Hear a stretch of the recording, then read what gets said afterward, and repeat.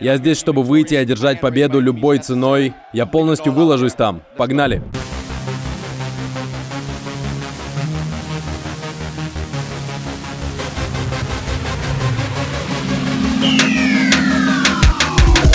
Дастин Порье – американский профессиональный боец смешанных единоборств по прозвищу «Бриллиант».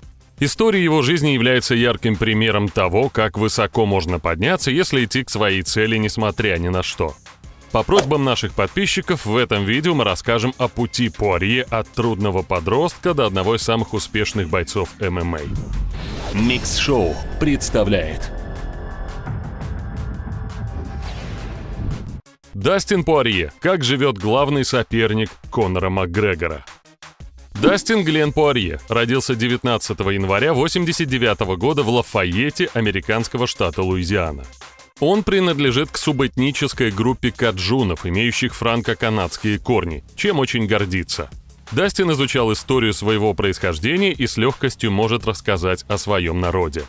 Отец Дастина Даррел Порье, как и дед, занимался единоборствами, но практически не принимал участия в воспитании сына. Когда мальчику было 5 лет, родители развелись, и он вместе с двумя братьями остался с мамой Джерри Фолли Чейсон и бабушкой Блендой. Порье рос непоседливым, активным ребенком, занимался борьбой, но к 10 годам превратился в настоящего задиру. Мама Дастина рассказывала, что ее сын дрался безо всякого повода, мог просто подойти к другому мальчику и начать его бить. Он часто был зачинщиком драк в школе, а на улицах своего квартала участвовал в импровизированных боях с местными ребятами. Там он был лучшим, пока однажды не выбил зубы и не сломал челюсть мальчику, который был на 5 лет старше, и дело не дошло до суда. В 15 лет Порье окончательно бросил школу, устроился работать в Макдональдс, а свободное время проводил с друзьями, выпивал и курил. У него начались проблемы с законом, после чего Дастин попал в исправительные учреждения для малолетних правонарушителей и реабилитационные центры. Сейчас сложно в это поверить, но в те годы Порье не был похож на спортсмена. Он весил около 90 килограммов, но не за счет мышц. Примерно с 18 лет он начал тренироваться в ММА-зале Академия гладиаторов в родном городе и одновременно изучал бразильское джиу-джитсу. По этой дисциплине Порье получил черный пояс. Спорт помог ему не только улучшить физическую форму, но и направить разрушительную энергию в конструктивное русло. Дастин начал участвовать в любительских турнирах, но бои не обеспечивали его полностью. На тот момент он работал курьером. Это и была его основная деятельность, приносящая заработок. Еще пытаясь заработать на жизнь, молодой боец собирал орехи на плантациях и алюминиевые банки для экологической службы. Рядом с Дастином была его любимая девушка Джалили Блан. Они познакомились еще в школе, когда обоим было по 14 лет, и с тех пор почти не расстаются. Джоли признается, что впервые увидела будущего супруга, когда он дрался с другим мальчиком в школьном коридоре. Когда тот начал заниматься спортом, она сама возила Дастина на тренировки и первые любительские бои в другие города. Верила в его успех, когда он сам не верил. В 2009 году Дастин Порье начал профессиональную карьеру, а в сентябре того же года он и Джоли поженились. Тогда бойцу было 20 лет, и он провел только 3 профессиональных боя. Но уже вскоре в его послужном списке стало 7 побед и ни одного поражения. Дрался он в основном в региональных промоушенах в своей родной Луизиане и на юге Соединенных Штатов. А в 2010 году привлек к себе внимание организации World Extreme Cage Fighting, или сокращенно WEC, и подписал с ней контракт. 18 августа 2010 года состоялся дебютный бой Порье в WEC против Дэнни Кастильо. Но решением судей Дастин потерпел первое в профессиональной карьере поражение. Спустя несколько месяцев он реабилитировался перед болельщиками, за 53 секунды отправив соперника в технический нокаут. Этот бой стал вторым и последним в рамках промоушена WEC. Ведь в октябре 2010-го он был поглощен более известной организацией UFC. Все бойцы автоматически перешли к новому владельцу, в том числе и Порье, который в новой организации решил спуститься из легкого веса в полулегкий. Первый поединок от UFC состоялся 1 января 2011 года с Джошем Гриспи, которого Дастин победил по очкам. Далее Пуарье должен был встретиться с бразильцем Рани Яхья, но тот травмировался и был заменен на новичка Джейсона Янга, чьи силы хотели проверить. Бой продолжался все отведенное время, после чего судьи единогласно отдали свои голоса за победу Пуарье. Затем в ноябре Дастин одержал свою очередную победу над Пабло Гарса. В том же году вышел документальный фильм «Драковиль», где показаны моменты ранней карьеры Пуарье в ММА в Луизианской академии гладиаторов. В 2012 году соперником Пуарье стал претендент на звание чемпиона организации Макс Холлоуэй, и Дастин победил его в первом же раунде. Победный прием был признан лучшим приемом вечера, за который боец получил денежный бонус. Зрелищным получился и следующий бой против Чонч Хан Сона, который хоть и был признан лучшим поединком вечера, но не принес Пуарье победу. Тогда Дастин впервые стал главным событием состязаний. UFC устроили специальный вечер под названием «Корейские зомби против Пуарье». Благодаря эффектному ведению боя и неоспоримому таланту еще в самом начале карьеры молодой перспективный спортсмен получил свое прозвище «Бриллиант». Чтобы развить этот талант и добиться больших профессиональных успехов, Пуарье перешел в именитую команду American Top Team. Для этого он в 2012 году переехал в Южную Флориду и год провел в разлуке с женой. Джоли в то время заканчивала учебу в школе медсестер, и ей пришлось остаться в Лафайетте. После перехода в новую команду Дастин в декабре встретился с Джонатаном Брукинсом и выиграл бой. Выступление против американца Каба Свонсона в феврале 2013 года нельзя не занести в актив наиболее захватывающих боев Дастина Пуарье. Соперники готовы были разорвать друг друга в октагоне, но единогласным решением судей победа досталась Кабу. Затем последовала короткая серия из 3 побед, которая была нарушена встречей Пуарье с еще одной восходящей звездой элитного промоушена Конором Макгрегором в сентябре 2014 года. Спустя минуту и 46 секунд после начала боя ирландец отправил соперника в технический нокаут. Позже Дастин отметил в интервью, что бой с Макгрегором помог ему вырасти. Раньше настраиваться на борьбу ему помогала мысль, что соперник намерен сделать ему больно. Но в случае с Конором это не помогло, так как еще до выхода на ринг ирландец ему улыбнулся. Это не вызвало злости, как обычно, как и защитной реакции. Поэтому после поражения Дастину пришлось найти новый подход к поединкам. После неудачи Бриллиант поднялся в категорию легкого веса, где первым его соперником стал Карлос Диего Феррейра. Пуарье нокаутировал бразильца на 4-й минуте, а бой принес Дастину бонус выступления вечера в размере $118 тысяч. Затем последовали победы над Янси Медейросом, Джозефом Даффи и Бобби Грином. Последний поединок также принес спортсмену бонус в размере $110 тысяч. Победная серия прервалась лишь в сентябре 2016 года в первом же раунде встречи с Майклом Джонсоном.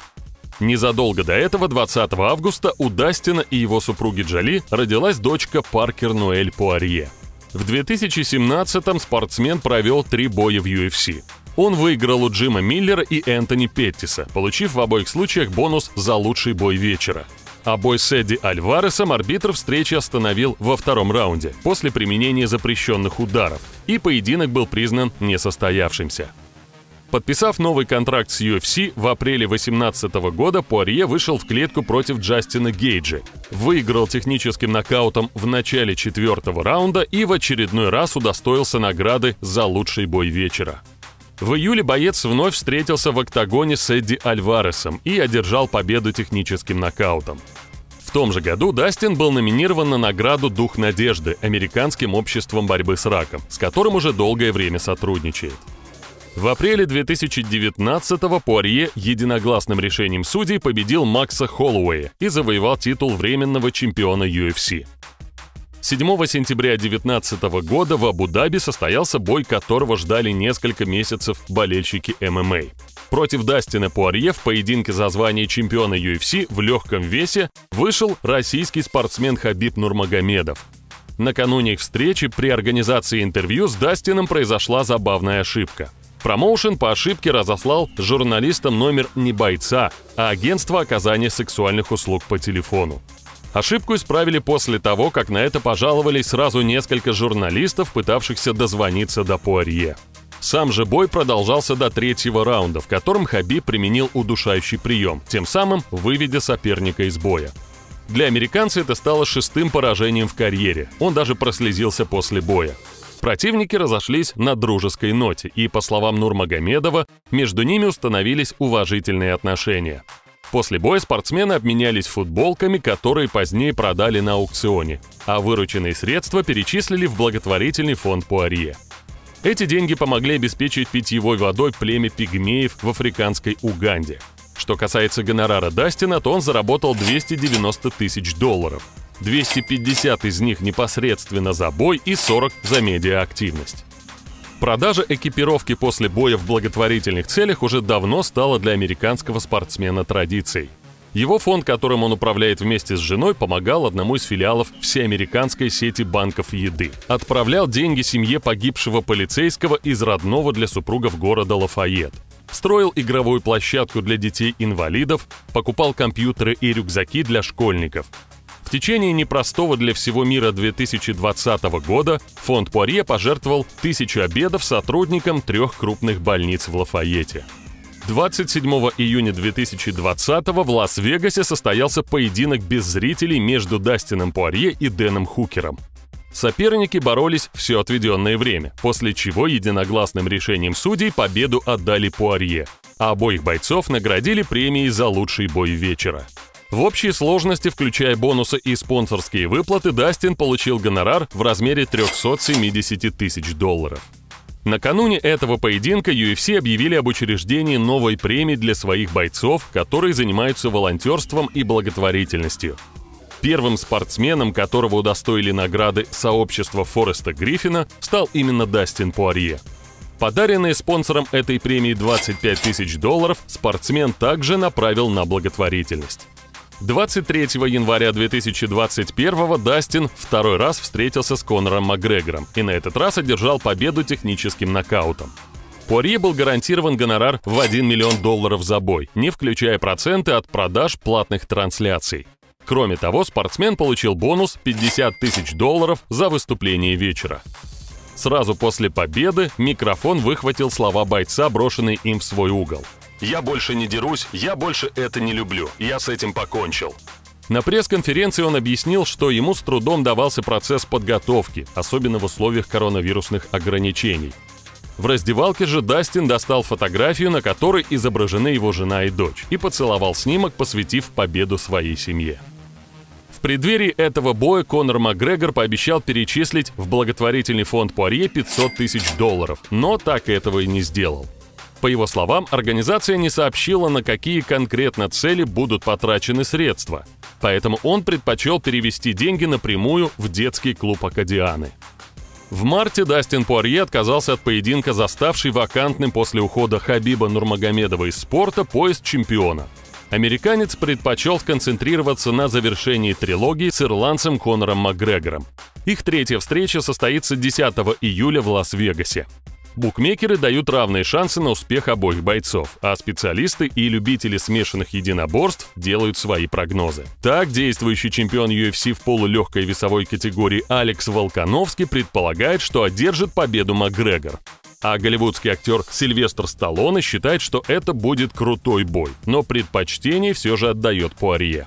Одним из основных преимуществ американского бойца является то, что он переученный левша. В его детстве всех левшей переучивали в школе и может наносить неожиданные для соперника удары. Кроме того, Пуарье всегда ведет бой агрессивно и старается закончить его досрочно. Он практически с самого начала карьеры тренируется именно как боец ММА и обладает очень крепким характером. Самый главный стимул для Дастина – это его семья, ради которой он выходит на ринг. Он планирует продолжать профессиональную карьеру до 35 лет, поэтому сейчас стремится заработать как можно больше денег, чтобы никто из близких ни в чем не испытывал нужды. С момента своего дебюта в UFC Пуарье стал миллионером. Его состояние оценивается от $2 до $4 миллионов. С 2018-го Дастин начал получать $250 тысяч за бой. К тому же он регулярно собирает бонусы за лучший бой и лучшее выступление вечера, которое обычно составляет $50 тысяч. Состояние супруги Дастина СМИ оценивают в $1 миллион.